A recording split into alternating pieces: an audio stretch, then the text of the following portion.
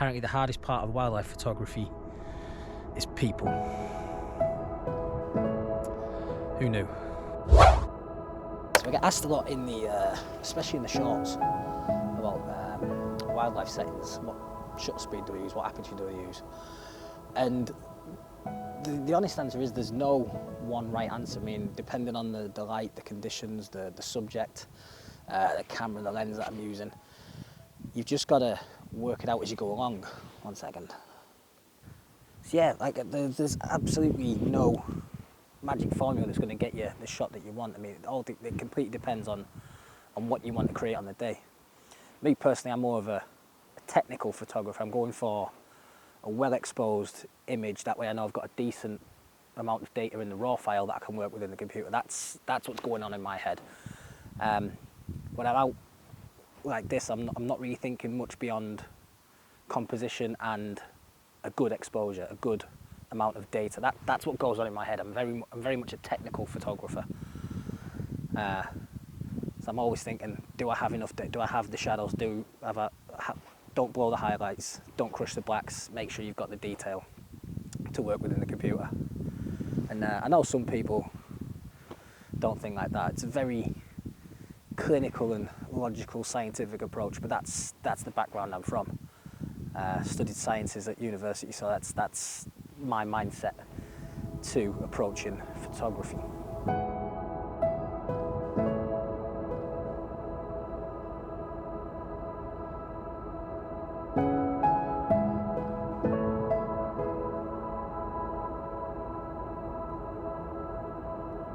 What I would say is, when it comes to settings, try and use the reciprocal rule. So that's 1 over whatever focal length you're shooting at. And always remember, if you're shooting on a crop, to add that crop to the reciprocal formula as well. So if you're at 600mm, make sure you're at least 1/600th of a second. At the minute I'm shooting 1/250th, because this is a heavy setup. I am tired. I've not got the best base for photography. I'm just kind of hand-holding, wobbling, leaning against a tree for an extra support. So I'm shooting at a higher shutter speed to make sure I get a nice, sharp image. I'm using the ISO to bring up the light levels. And yeah, that's kind of how I approach these types of things. So again, absolutely no magic formula, no hidden setting that's going to get you the shot. Just trial and error, test and adjust as you go. And eventually you'll find what works for you. Right, so I'm going to leave these reds because they're just grazing now and they're not really doing much. When I first came in, they were a little bit nervous, so they were stood up watching. Run the pictures now. Let us know what you think.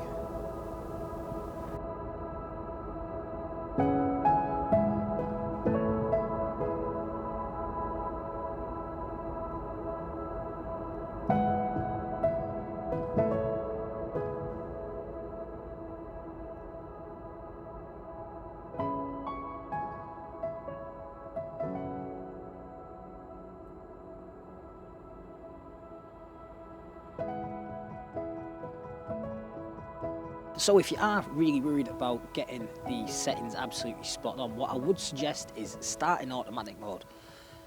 Stick your camera into shutter priority or TV mode if you're shooting on a Canon. I don't know what any of the brands call it, because I've never really used any of the brands.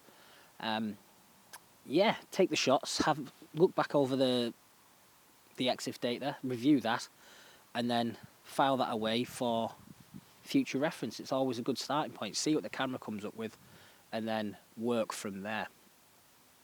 There's absolutely nothing wrong with shooting in the automatic modes. Don't let anyone tell you otherwise. I know professional wedding photographers that still shoot in full automatic. If you know how to override the camera's metering modes and things like that, it's absolutely fine. There's no problem with it. I mean, it's just, yeah, it's just one of those things where you need to learn how the camera works to be able to override it. Also, if you're on like a lower end consumer entry-level camera, especially an old DSLR, they have the old scene modes. So you'll have like one for fast moving action, it's normally like a sport icon, one for landscapes, one for macro, one for low light.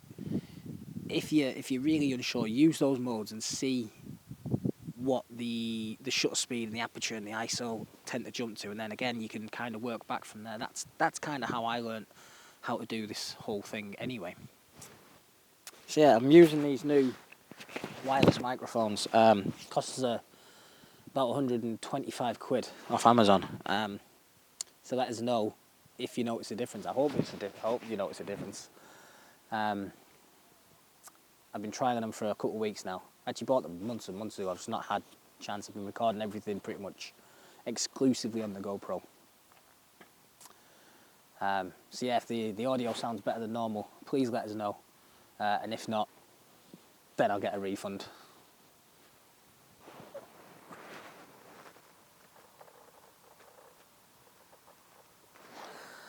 Oh, we've got nice, soft, late afternoon light going on here. It's quite nice. I don't have any fallow stags down here at the minute. I think I saw them over in a different field on the way up. Oh, we've got hinds and does.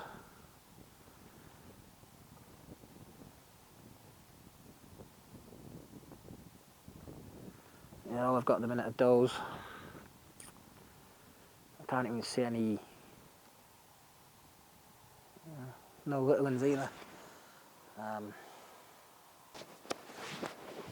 Right, I think I'm going to go wander around the park a bit because I've talked about pretty much everything I want to talk about. So yeah, let's go see what we can see. So from this point in the video, it kind of got away from me. I went on, I'm not going to say a rant, but I became very opinionated over certain things, and I didn't really feel they matched with the subject matter of this video. So not going to include any of them because, yeah, it was that bad. So to sum up, settings, especially in wildlife photography, there is no magic formula. There's no one setting, there's no one formula that is going to get you the shot. The shot you want to create is completely down to you. It's a subjective thing to you or me, the photographer, of what we want to create, how we want to display our subjects. So there is no right or wrong answer when it comes to settings. There is, you wouldn't shoot you wouldn't shoot a bird of prey in flight at 1 second. You just wouldn't. But, you know, subjectively speaking, there is no right or wrong answer. It's a creative art form. Just keep that in mind as you go forward. So, yeah, I think I'm going to call it a day. I do have some favourites from this shoot, and I'm going to print them. I've got, on the side, I've got like 7 prints that I've had to take down because I'm fixing this back wall at the minute. I've had to take all the prints down. And I think I'm going to print some fresh ones, reframe them, and go from there.